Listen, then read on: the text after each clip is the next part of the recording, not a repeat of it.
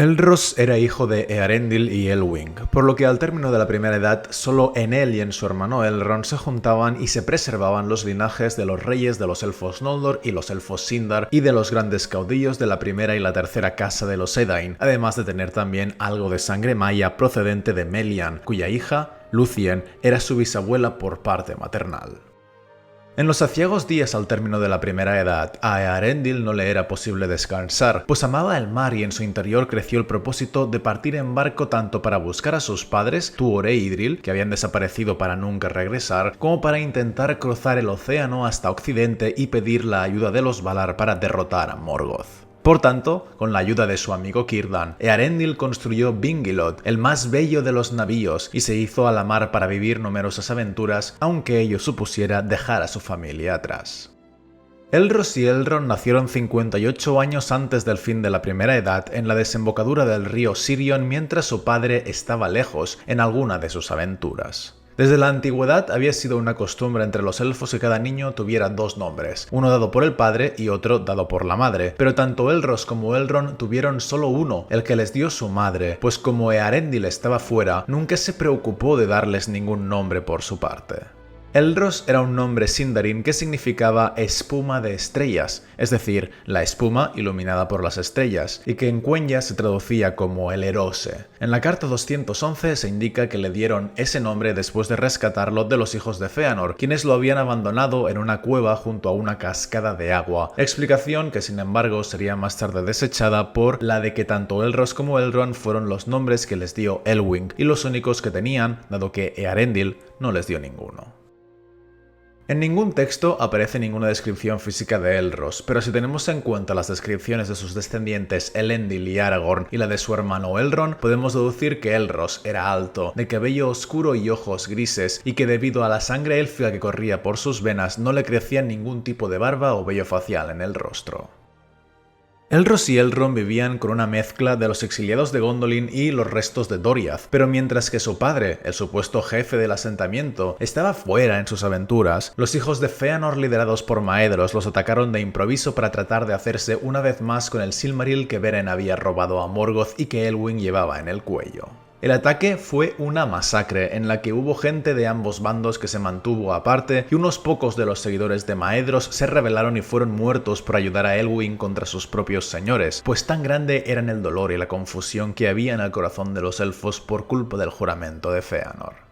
Para cuando los barcos de Círdan y el rey Gil-galad llegaron, ya no había nadie a quien prestar su ayuda, porque los hijos de Fëanor se habían hecho con la victoria y se habían ido, de modo que tan solo pudieron recoger a los pocos supervivientes que había y los llevaron con ellos de vuelta a la isla de Valar. Fueron esos supervivientes quienes les contaron que Maedhros y Maglor se habían llevado como prisioneros a Elros y Elrond y que no se habían hecho con el Silmaril porque Elwing se había arrojado al mar con la joya en el pecho antes de que la capturaran.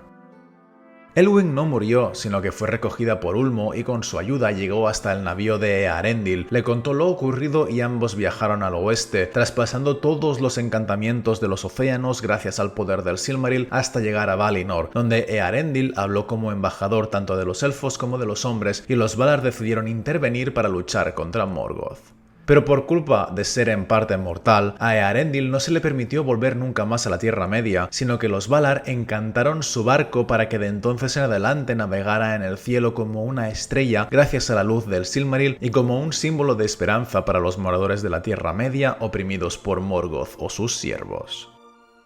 Por su parte, a Elros y Elrond en realidad no les ocurrió nada malo, porque Maglor se apiadó de ellos y el amor creció entre los tres, aunque en el fondo Maglor tenía el corazón enfermo y cansado por la carga del terrible juramento de Fëanor, que le había obligado a luchar y a matar a otros elfos hasta en 3 ocasiones a lo largo de los siglos. Fue por culpa de ese mismo juramento que, tras la derrota de Morgoth, Maedhros y Maglor se sintieron obligados una vez más a intentar robar los 2 Silmarils que quedaban, algo que consiguieron, si bien al hacerlo se dieron cuenta que ahora las joyas les quemaban las manos, porque a causa de todos los actos malvados que habían cometido, ya no tenían derecho sobre ellas. En consecuencia, Maedhros se suicidó arrojándose a sí mismo a una grieta de fuego con el Silmaril en la mano, mientras que Maglor lanzó el suyo al mar y desde entonces anduvo sin rumbo por las costas cantando junto a las olas con dolor y remordimiento. Y así fue como Elros y Elrond, que habían quedado huérfanos siendo niños cuando de un día para otro su padre había partido en barco y nunca regresó, y su madre se arrojó desde un acantilado al mar después de ser atacada, perdieron ahora también al que les había hecho las veces de padre adoptivo, a quien no se dice en ninguna parte que volvieran a ver nunca más.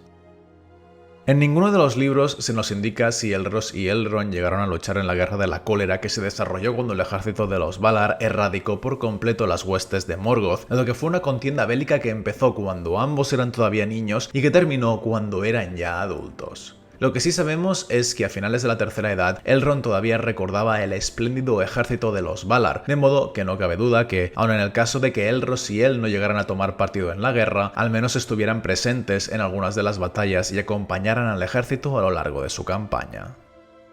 Al ser sus dos padres medioelfos, Elrond y Elros fueron considerados también medioelfos, llamados en Sindarin Peredil, y tras la Guerra de la Cólera los Valar les dieron a ambos la opción de escoger a qué raza querían pertenecer, si a los elfos o a los hombres. Elrond eligió a los elfos, pero Elros escogió a los hombres, y a cambio los Valar le otorgaron una esperanza de vida muy superior a la del resto de miembros de esa raza.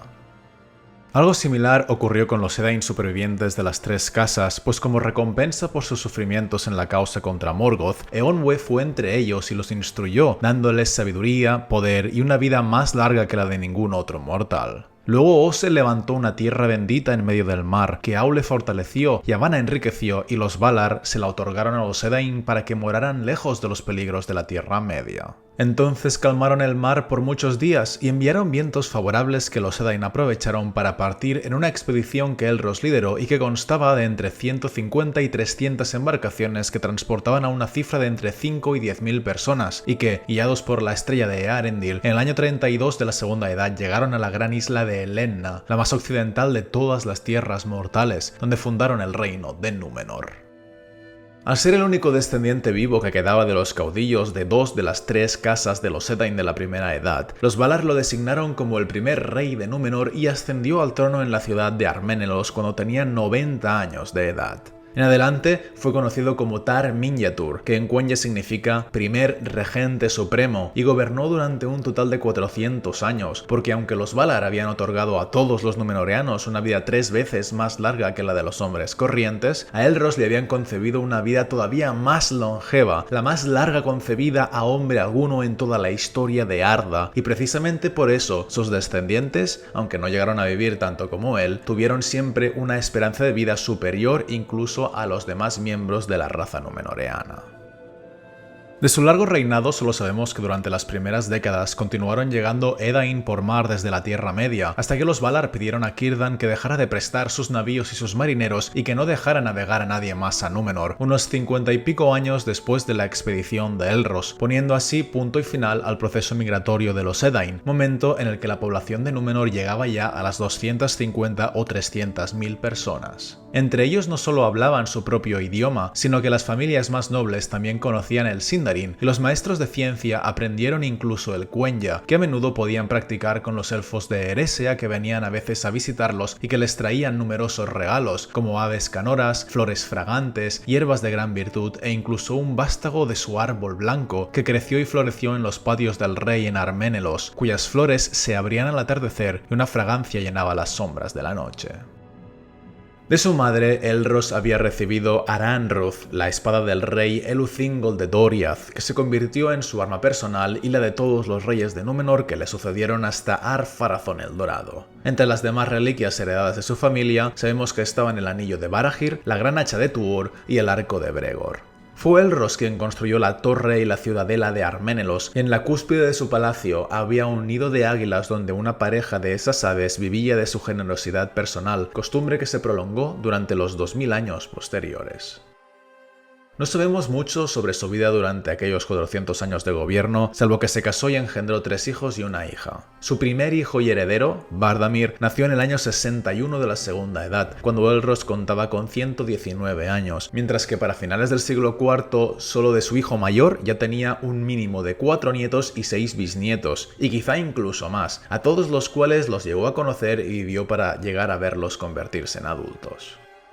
Hasta que al fin, en el año 442 de la Segunda Edad, después de reinar durante 404 años y de contar con exactamente 500 años en su haber, Elros, a pesar de que todavía conservaba todo su vigor, decidió dejar la vida y murió, instaurando así la costumbre que tomarían los reyes númenóreanos posteriores de morir voluntariamente antes de que les alcanzara la decadencia física y mental. Su nombre jamás fue olvidado, sino que fue venerado durante muchos milenios por sus descendientes en particular y por todos los Dúnedain en general, en un linaje que, si bien estuvo a menudo envuelto en la tragedia, nunca pereció.